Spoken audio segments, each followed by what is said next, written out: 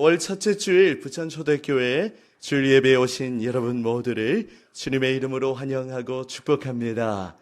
우리 밖에 은혜의 단비, 우리 비가 내리고 있는데요. 비가 와서 우리 교회 오는데 불편하시진 않으셨어요? 네, 그럼에도 불구하고 하나님께서 우리 모두의 심령 가운데 은혜의 단비를 내려주시기를 간절히 소원합니다. 오늘 우리 찬양대에서 또 어린이 주일 맞이하여 요게벳의 노래 맞지요? 네, 우리 귀한 찬양 섬겨주셨는데요. 하나님께서 우리 찬양대의 찬양을 기뻐 받으신 줄 믿습니다. 오늘 이 찬양대의 가사를 가지고 우리 옆에 계신 우리 초대교회 가족들 함께 우리 사랑의 인사를 나누겠습니다. 아까 반복되는 가사가 있었죠. 어떤 가사였습니까? 예, 주님께 맡긴다는 그런 고백인데요. 이렇게 함께 우리 고백했으면 좋겠습니다. 우리의 삶을 주님께 맡겨드립시다. 함께 우리 인사하시겠습니다. 우리의 삶을 여러분, 우리의 삶이 우리에게 있지 아니하고 하나님께 있는 줄 믿습니다. 그런데 그걸 우리가 인지하지 못하고 자꾸 내가 하려고 하면 얼마나 인생이 고달픈지 몰라요. 그런데 주님께 맡겨드리면 어떻습니까? 우리의 마음이 편안한 거죠. 우리 지난 주간 또 우리 귀한 집사님 가정을 신방했는데 우리 사실 자녀 문제로 굉장히 그동안 너무너무 힘들어 하셨어요. 눈에는 눈물이 마르지 않고 너무너무 이렇게 힘이 들었는데 신방을 갔더니 우리 집사님께서 이제 자녀도 주님께 맡겨드렸다는 고백을 하시더라고. 얼마나 감사한지 모르겠어요. 그날 그래서 마음에 막 기쁨이 넘치는 그러한 은혜의 시간이었습니다. 여러분, 우리의 자녀들, 또 우리 가정, 또 우리의 물질, 우리의 모든 삶을 주님 앞에 맡겨드리는 저와 여러분이 되시기를 주님의 이름으로 축복합니다. 아멘. 어느 교회에서 있었던 일입니다. 어린이 주일을 맞이하여 그 교회 담임 목사님이 주일학교 가서 설교를 했어요. 평소에 전도사님이 하는 설교를 재미있게 듣던 이 어린이들에게는 이 담임 목사님의 설교가 재미있을까요? 지루할까요? 네, 지루할 수밖에 없습니다. 저도 오늘 저기 가서 설교하고 싶은데 아이들은 집중하지 못했고 목사님은 식은 땀을 뻘뻘 흘리며 겨우 설교를 끝냈습니다. 이제 모든 예배 순서가 끝나고 목사님이 나와서 축도를 했어요. 그런데 이제 그 중에는 새로운 친구가 있었습니다. 이 축도하는 모습을 처음 본 어린이가 궁금해서 이제 교회 잘 다니는 친구에게 물어보았습니다. 왜 목사님이 손을 들고 있니? 이제 이렇게 물었어요. 그랬더니 어떻게 대답한 줄 압니까? 야, 그것도 몰라. 목사님이 설교를 못했으니 하나님 앞에 벌을 쓰고 있는 거지. 네. 오늘은 어린이 주일입니다. 이 시간 우리 교회의 자녀들, 여러분의 자녀 손주가 아니라 우리 교회의 자녀들입니다. 우리 사랑하는 우리 교회의 다음 세대들이 지금 부서별로 나뉘어서 예배를 드리고 있습니다. 초등부는 10시 30분에 예배를 드리고 이제 교육자가 한 명이기 때문에 이제 이후에는 특별 활동을 하고요. 이제 지금은 영유아부 예배를 11시에 영유아부가 아니라 유아 유치부 예배를 11시에 드리고 또 아마 지금 이제 특별 활동을 하는 시간인 것 같습니다. 그리고 우리 청소년부도 지금 하나님 앞에 또 뜨겁게 찬양하며 예배를 드리고 있습니다. 여러분, 오늘 어린이 주일을 맞이하여 교육부서를 위해서 늘 기도해 주시고 오늘 예배 마치고 점심시간에 아이들 만나면 여러분에게 미션을 한 가지 드리려고 해요. 무엇입니까? 무엇 해주시면 될 것 같아요? 예, 아이들 만나면 잘 몰라도 괜찮아요. 예, 이름도 한번 물어봐 주시고 먼저 좀 이렇게 인사도 해주시고 아이들 축복한다고 그렇게 여러분들 마음껏 축복해 주시고 좀 격려해 주시면 좋겠습니다. 하실 수 있으시겠어요? 오늘 점심시간 미션입니다. 어린이 주일. 오늘 사실 이제 청소년부는 청소년 주일은 없어요. 그래서 오늘 청소년들도 다 같이 우리 다음 세대 주일이라 생각하고 오늘 교회 자녀들 만나면 쌩하지 마시고 어떻게 해야 된다고요? 축복해 주셔야 된다는 것 여러분 기억하시고 우리의 다음 세대가 더욱 하나님의 말씀 위에 견고하게 세워지는 그러한 역사가 나타나도록 우리 장로님 기도해 주셔서 얼마나 감사한지 모르겠어요. 우리 온 교회가 함께 기도하고 지금은 다음 세대를 세우는 일이 굉장히 어려운 시대입니다. 그렇기 때문에 우리가 정말 한 영혼 한 영혼 사랑과 정성을 담아서 아이들을 양육하고 우리 온 교회가 함께 그렇게 세워 나가야 하는 줄 믿습니다. 이 시간 본문 말씀을 중심으로 설교 제목 하나님의 평가 기준이라는 제목으로 여러분과 함께 말씀의 은혜를 나누기를 원합니다. 사람은 누구나 자기 자신만의 기준과 또 잣대를 가지고 그렇게 살아갑니다. 여러분 모두에게 여러분이 가지고 있는 그런 기준이 있는 것이죠. 개인도 그러하고 또 사회 집단도 그러합니다. 오늘은 저희 가정 이야기로 오늘 설교를 열어가려고 하는데요. 설교 중에 여러분 여러 가지 삶의 경험을 나누고 또 간증을 하고 이렇게 가정의 이야기를 하는 것은 설교를 돕기 위함이지 결코 우리 가정의 이야기를 하기 위한 것이 아니라는 사실을 기억해 주셨으면 좋겠습니다. 저희 가정은 하나님의 인도하심 가운데 해외에서 다양한 삶을 정말 많이 경험을 했습니다. 해외에 살면 아주 이렇게 좀 그럴듯해 보이고 하지만요, 막상 살아보면 굉장히 고달픈 일이에요. 잠시 잠깐 여행하는 건 즐겁고 신나지만 이제 이민자로 살아가는 것은 굉장한 고충이 있고 늘 고국에 대한 그리움, 이 한국에 대한 그런 향수가 가득합니다. 저희 가정은 2011년 연말에 이제 미국에 도미하여 이제 미국에서 4년을 살면서 굉장히 문화 충격을 많이 받았습니다. 처음에는 중남부에 위치한 알라바마주에 가서 살았는데요. 알라바마에 갔더니 전부 얼굴이 까매요. 전부 흑인인 겁니다. 관공서에 가도 흑인, 마트에 가도 흑인, 맥도날드 가도 흑인. 적응이 안 됐어요. 전부 이렇게 우리 흑인들이 있으니까요. 그런데 처음에는 이 한국 사람은 굉장히 이 흑인에 대한 이런 좀 배척하는 마음이 이게 왜 그런 마음이 생겼는지 모르겠는데 누구에게나 다 있거든요. 근데 흑인들 이제 같이 지내고 상대하고 보면 굉장히 재미도 있고요. 구수하고 참 좋아요. 캐나다에는 없죠. 많이. 예. 그래서 굉장한 문화 충격을 많이 받았습니다. 영어도 막 하는데 이게 또 흑인만의 사투리가 또 막 나오거든요. 이게 영어인지 무슨 말인지 알아들을 수가 없어요. 네. 그래서 그곳에서 이제 2년 사역을 하고 또 이후에는 대륙을 횡단해가지고 이제 캘리포니아로 이주를 했는데요. 소위 말하는 LA, 로스앤젤레스입니다. LA하고 로스앤젤레스가 또 다른 도시로 이해하시는 분인데 같은 겁니다. 천사의 도시라는 뜻인데요. 거기 갔더니 이제 흑인도 있지만 거기는 전 세계에서 가장 다양한 민족이 어우러져 사는 곳이 바로 LA입니다.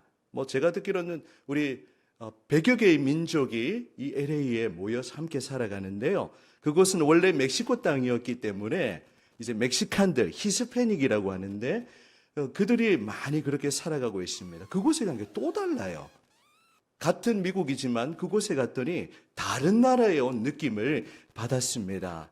생활 방식도 다르고 날씨도 다르고 또 다르니까 삶이 굉장히 다르더라고요.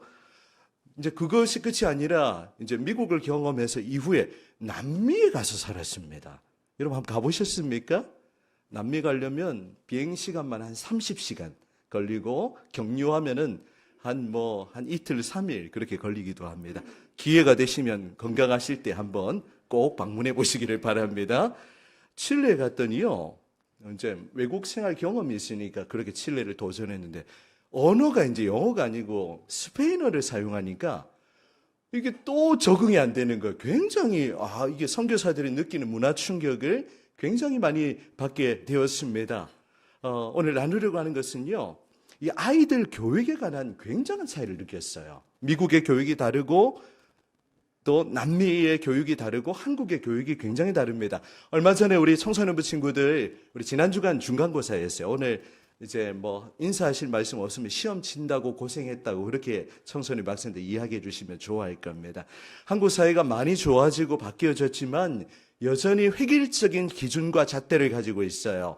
여전히 점수를 가지고 학생들을 판단하고 마치 점수가 아이들의 전부를 이렇게 판단하는 기준이 되어 있다는 것 우리 모두가 너무나도 잘 알고 있습니다. 뭐 그것이 나쁘다는 것이 아니라 한국이 가지고 있는 강점일 수도 있습니다. 한국 사회는 교육에 열심을 품었기 때문에 지금 우리나라가 이 전 세계 10위권 안에 경제 대국이 될 수 있었던 거예요. 교육의 힘입니다. 다른 거 없어요. 뭐 부지런함과 또 성실함, 또 근면 이런 것을 통해서 우리나라가 일어난 것도 있지만 결국에는 교육의 힘으로 우리나라가 이렇게 일어나게 된 것이지요.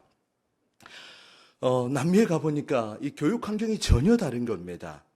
공교육이 없어요. 지금 우리나라는 고등학교까지 이제 무상교육이 시작되었거든요. 저희 이제 남미에 갔더니 저희 둘째 초등학교 4학년 올라가는 나이였는데 이제 공립학교가 없어요. 모든 학교에 등록금을 한 달에 거의 한국 돈으로 100만 원 이상 내고 다녀야 됩니다. 시설이 좋은 것도 아니에요. 완전히 우리나라 막 90년대 스레트 지붕에 막 그런 곳을 한 달에 100만 원씩 내고 다녀야 되더라고요. 남미라는 이 사회가 일어나지 못하는 것은 공교육의 부재입니다. 다른 이유가 없어요. 그런데 저희 둘째 뭐 아시는 분 아시겠지만 굉장히 좀 이렇게 틀에 갇히는 걸 별로 좋아하지 않습니다. 굉장히 자유분방해요. 한국에서 이렇게 학교 다니고 그러면 늘 뭐 자세가 안 좋다, 뭐 소위 좀 표현이 없으니까 합니다. 소문내지만 꼴통이다 뭐 이런 이야기를 이제 듣게 되더라고요. 근데 남미 갔더니 평가가 전혀 달랐어요. 저희 둘째를 이제 저도 몰랐는데 스페인어로 막 돼 있으니까 그때는 몰랐는데 나중에 이제 한국 학교 다시 보내려고 이거를 이제 공증받아야 되는데 번역을 했거든요. 그랬더니 이 평가가 너무 훌륭한 거예요. 창의적이다. 주도적이다. 이렇게 한 아이를 대하는 이 태도가 이렇게 다르구나. 라는 것을 제가 굉장히 많이 느꼈습니다. 무엇이 옳고 그름을 얘기하는 것이 아니죠.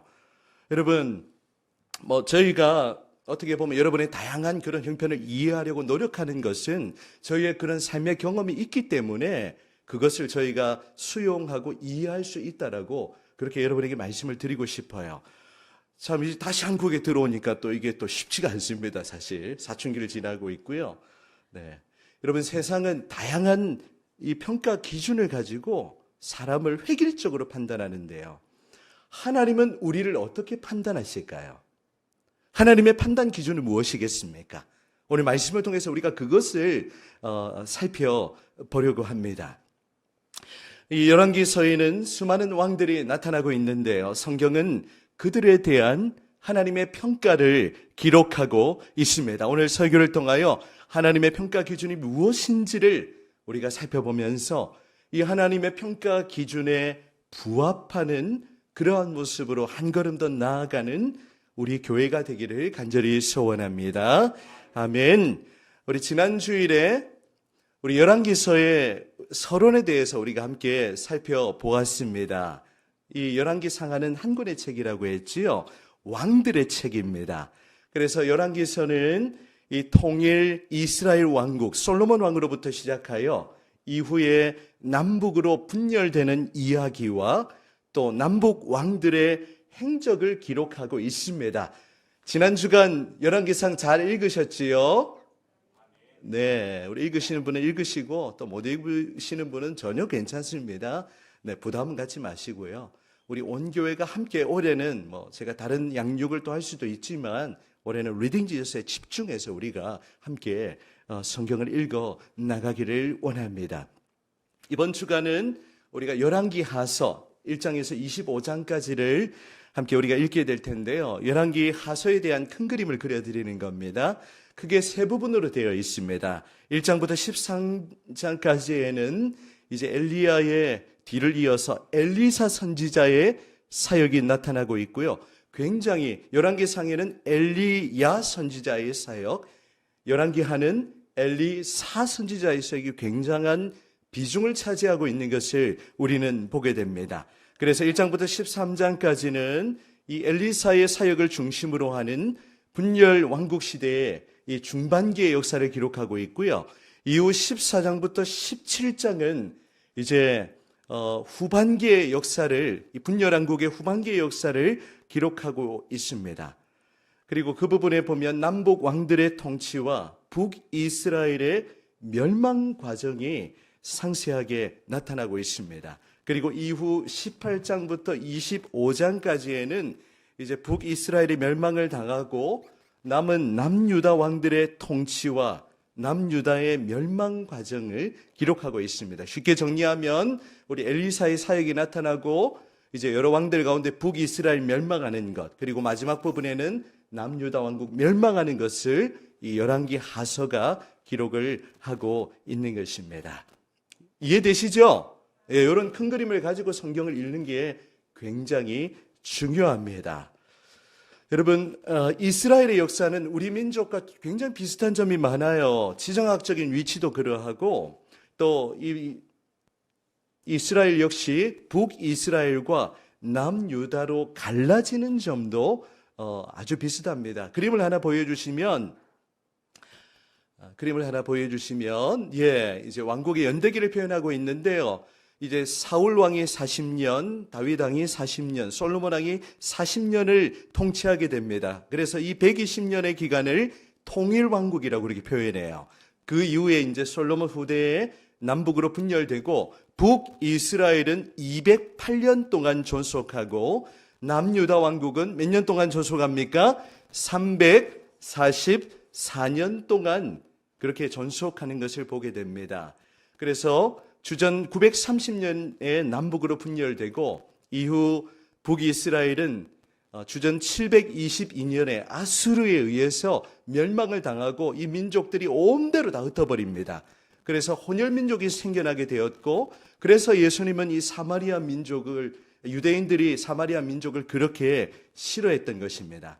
그리고 이후에 주전 586년에 남유다 왕국은 훨씬 더 이제 존속을 더 하게 되죠. 한 140년 기간을 더 이렇게 유지하다가 586년에 바벨론에 의해서 멸망을 당하게 됩니다.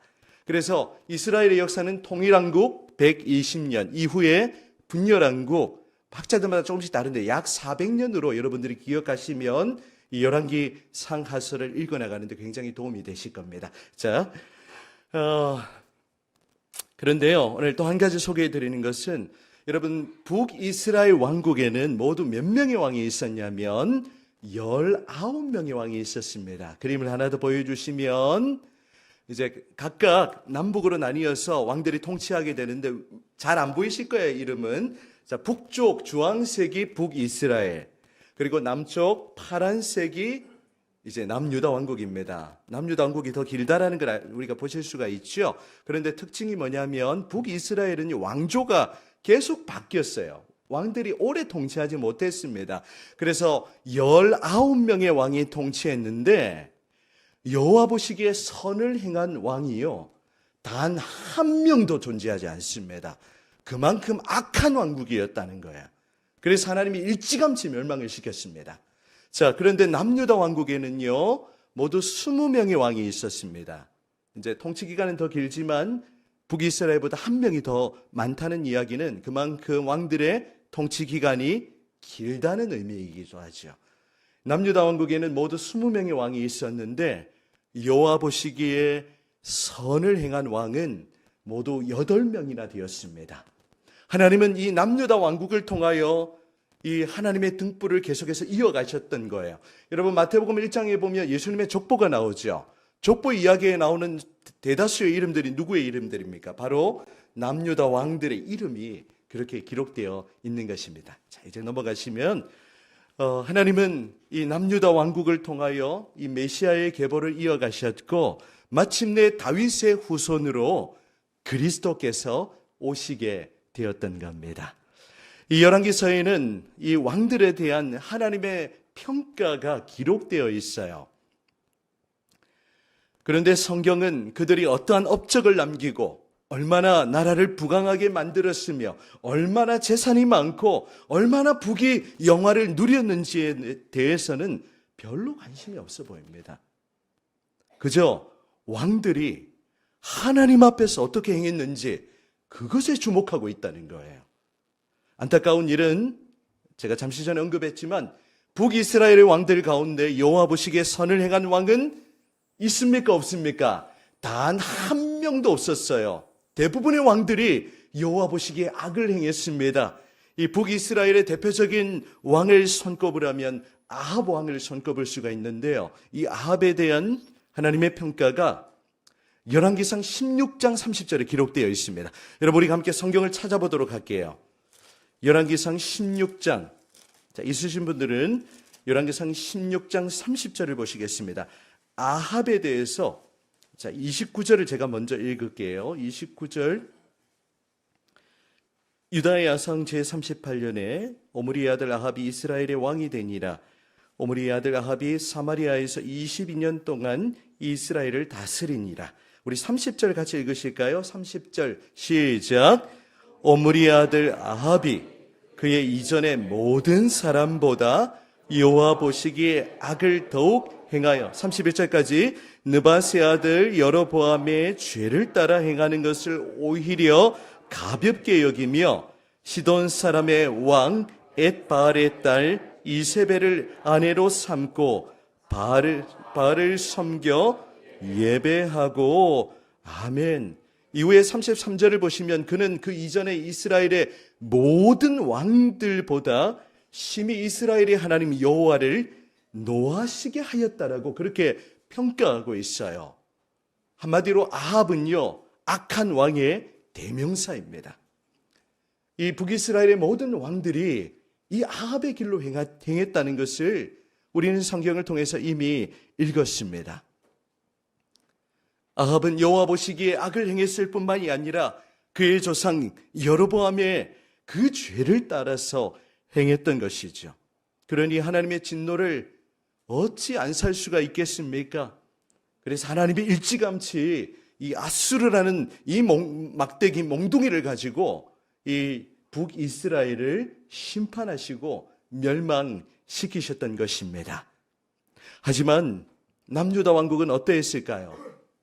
하나님께서는 다윗에게 하신 약속대로 하나님의 등불을 끄지 않으셨습니다. 왕들이 범죄하고 하나님을 멀리하는 그 시대에도 하나님의 등불이 계속해서 남유다 왕국을 통해서 이어지는 것을 우리는 보게 됩니다. 이번 주간 열왕기하서 읽으실 때 하나님의 등불이라는 단어가 나오는 것을, 등불이라는 단어를 여러분 주목해서 한번 보시면 좋겠어요.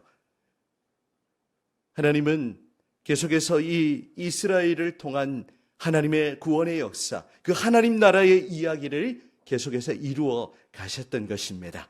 오늘 본문에도 하나님의 등불이 계속해서 비추어지는 것을 우리는 보게 됩니다.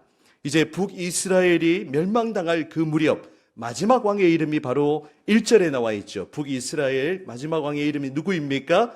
호세아였어요. 호세아 선지자 아니고 북이스라엘 마지막 왕의 이름이 호세아입니다.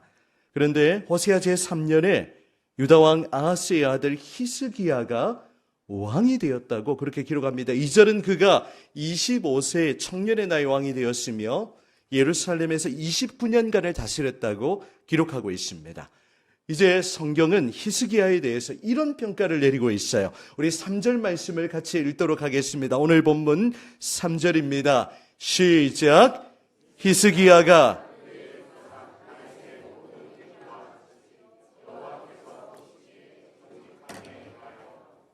아멘. 히스기야에 대한 하나님의 평가는 굉장히 심플해요. 히스기야가 그의 조상 다윗의 모든 행위와 같이 여호와 보시기에 어떻게 행했다고요? 정직하게 행했다 라고 그렇게 평가하고 있습니다. 히스기야 왕은 이 남유다의 20명의 왕들 가운데 여호와 보시기에 정직히 행하고 선을 행한 가장 대표적인 왕이었습니다. 그는 하나님 보시기에 정직한 삶을 살았습니다. 이 남유다의 20명의 왕들 가운데 정직히 행한 8명의 왕이 있는데요. 아사, 여호사밧, 요아스, 아마샤, 우시야, 요담, 히스기야, 요시야. 그렇게 8명의 왕입니다. 그 가운데서도 정말 다윗의 길로 행하고 오늘 보시면요. 5절도 우리 같이 한번 읽어볼게요. 5절에 이렇게 기록하고 있습니다. 시작. 히스기야가 이스라엘 하나님 여호와를 의지하였는데 유다 여러 왕 중에 그러한 자가 없었으니 아멘. 히스기야처럼 그렇게 여호와 보시기에 정직히 행하는 왕이 전무후무했다고 그렇게 기록하고 있습니다. 여러분, 성경의 이 하나님의 평가 기준은요, 세상의 기준이 아니었어요. 그가 얼마만큼 훌륭한 업적을 쌓고 또 이렇게 다른 나라들을 또 이렇게 전쟁과 승리하고 얼마나 영토를 넓혔고, 그것에 하나님은 관심을 두지 않으셨습니다. 오로지 하나님의 이 평가 기준은 무엇이었어요? 여호와 보시기에 정직히 행했다는 그 한 줄의 기록입니다. 여러분, 오늘 하나님의 평가 기준이라는 제목으로 여러분과 말씀을 나누고 있는데요. 많은 말씀들을 나눌 수 있지만 우리가 하나님 보시기에 우리가 정직히 행하는 그러한 자로 살아가기를 소원합니다. 이제 하나님께서 여러분 한 분 한 분의 인생이 마칠 쯤에 하나님이 여러분을 평가하실 때 여러분이 얼마나 훌륭하고 얼마나 또 그렇게 세상적으로 잘 나갔는지가 아니라 누구누구는 하나님 보시기에 정직히 행하였더라. 이런 하나님의 평가를 받는 저와 여러분이 되시기를 간절히 소원합니다. 히스기야가 그러했어요. 하나님 보시기에 정직히 행했습니다. 그런데 여러분, 이 성경에 나타난 정직히 행한다는 이 뜻이 무엇이겠습니까? 우리가 일반적으로 정직하다는 건 무엇을 의미하죠? 거짓말 안 하는 거잖아요. 네, 바르게 행동하는 것, 그것을 이야기하지만 성경이 말하는 이 정직이라는 것은 그것을 넘어서는 의미입니다. 이제 속임이 없고 진실한 것을 의미하죠. 또 교만하지 않는 것을 의미합니다. 이중 플레이하는 것, 하나님은 그것을 결코 기뻐하지 않으세요. 무언가 나의 유익을 위해서 이전에도 나누었잖아요. 사람들에게 접근하고 나의 필요를 따라 사람들을 그렇게 사용하는 것, 별로 하나님이 기뻐하지 않으십니다. 우리 모두가 하나님 앞에서 우리가 모든 분들이 하나님의 형상을 따라 지음받은 소중한 존재임을 기억하면서 우리가 모든 분들을 진실하게 대할 수 있어야 하는 것이죠. 성경이 말하는 정직의 의미는 이것에 머무르지 않습니다. 이 정직의 영적인 의미를 살펴보면요, 하나님과의 관계에서 거리낌이 없는 것을 의미해요. 하나님과 사이에서 장벽이 없고 그런 하나님과의 이 관계가 온전한 것, 하나님 앞에서 거짓이 없는 그런 마음들, 순전한 마음, 정직한 마음, 그것이 바로 하나님의 평가 기준이라는 것을 우리는 기억해야 할 것입니다. 우리가 지금 이 자리에는 다 이렇게 거룩하게 앉아 계세요. 다 여러분들 보니까 우리 성도님 얼마나 순수하시고 얼마나 좋으신지 몰라요. 그런데 하나님 앞에서 우리 자신을 냉철하게 한번 들여다보시죠. 저는 여러분 앞에 설 자격이 없는 존재입니다. 정말 이렇게 모든 것이 다 이렇게 다 들통나면 쫓겨날지도 모릅니다. 어디 저만 그렇겠습니까? 우리 모두가 하나님 앞에서 우리가 정직히 행해야 되는데 그렇지 못한 삶의 순간들이 너무나도 많이 있음을 고백하지 않을 수가 없는 것이죠. 여러분, 오늘 우리가 하나님 앞에서 히스기야 왕처럼 또 다윗처럼 그렇게 정직히 행하는 자로 살아가기를 원합니다. 하나님만을 우리가 섬기길 원합니다. 변함없는 모습으로 늘 하나님과 우리가 진실하게 우리가 날마다 교제하며 하나님이 주시는 그 음성을 들으며 하나님이 주시는 그 은혜 가운데 살아가는 저와 여러분이 되시기를 간절히 소원합니다. 여러분, 특별히 오늘은 어린이 주일이에요. 그래서 사실 본문을 다른 본문을 할까 하다가 오늘 계속해서 우리 리딩지어스와 연관지어서 말씀을 나누고 있습니다. 여러분, 우리 모두가 하나님 앞에서 어린아이와 같은 그런 순전한 마음을 품으실 수 있기를 바랍니다. 하나님이 우리에게 그런 마음 원하시는 것이죠. 누가복음 18장 16절에 보면 이런 말씀이 있습니다. 보여주시면요, 예수께서 그 어린아이들을 불러 가까이 하시고 이르시되, 같이 읽습니다. 잘 보이시는지 모르겠네요. 시작. 어린아이들이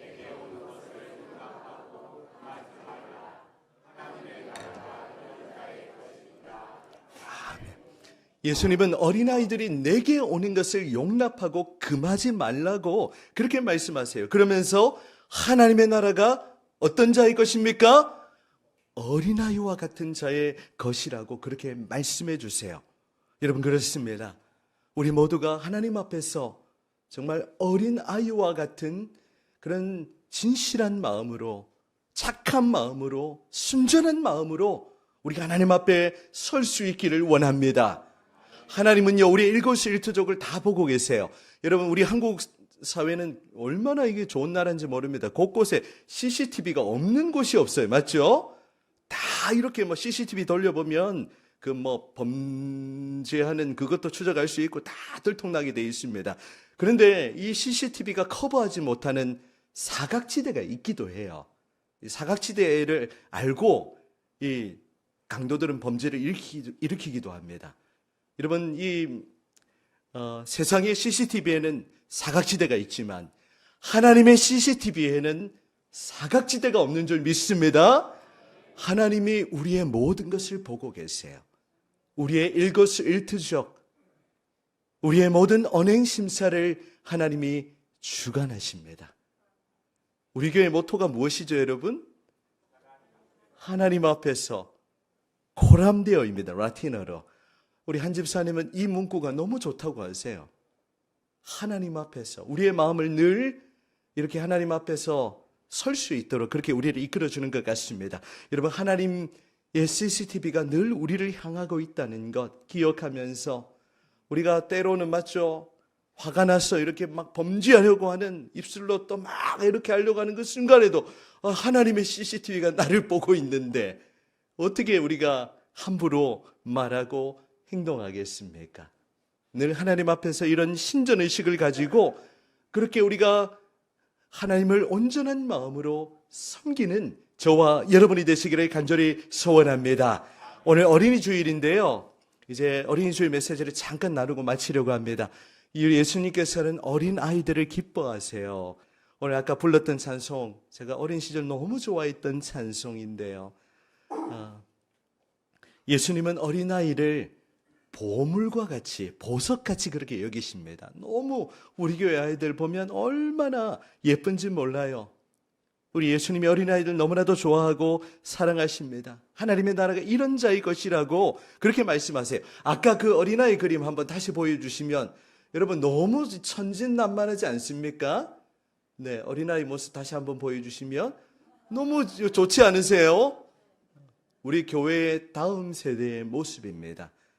우리 세상에 죄악에 물들지 않고 그렇게 하나님 앞에서 순전한 하나님의 사람들로, 하나님의 말씀으로 무장되는 하나님의 사람들로 자라가도록 우리 교회가 영적인 책임감을 가지고 그렇게 아이들을 세워 나가기를 원합니다. 어제는요, 어린이 주일을 맞이하여 우리 초등부가 전도 모임을 가졌습니다.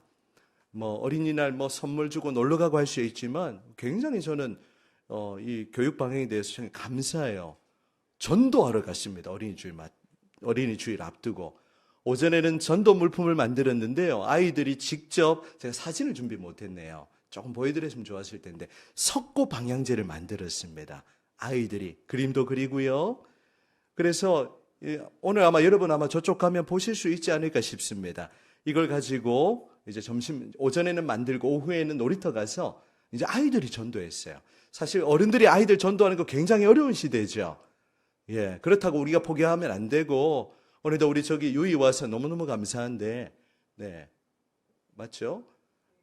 예, 맞죠? 예, 하나님 앞에서 우리가 한 영혼 어린아이들 우리 주위에 또 있으면 어쨌든 아이들 우리 교회로 또 초대하고 그 영혼들을 주님께로 우리가 이끌기를 원합니다.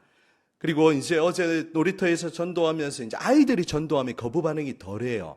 그런데 어른이 아이들에게 접근하면 부모가 바로 불락칩니다. 바로 경계심을 가져요.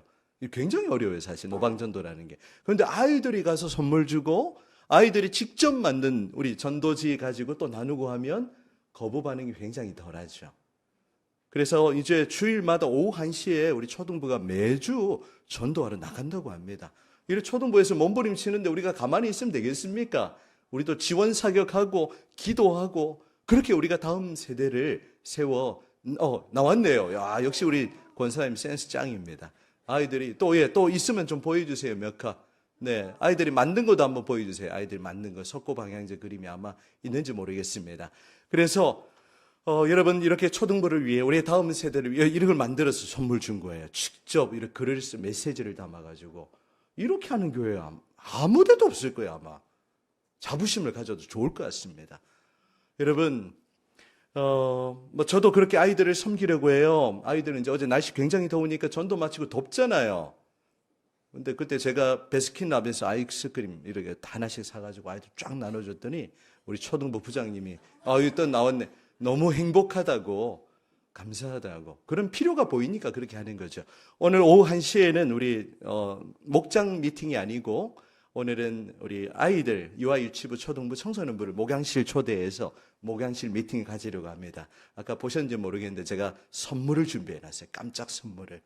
그래서 정성스럽게 라벨도 붙여가지고 어린이는 예수님의 보물이다라는 메시지를 새겨두었어요.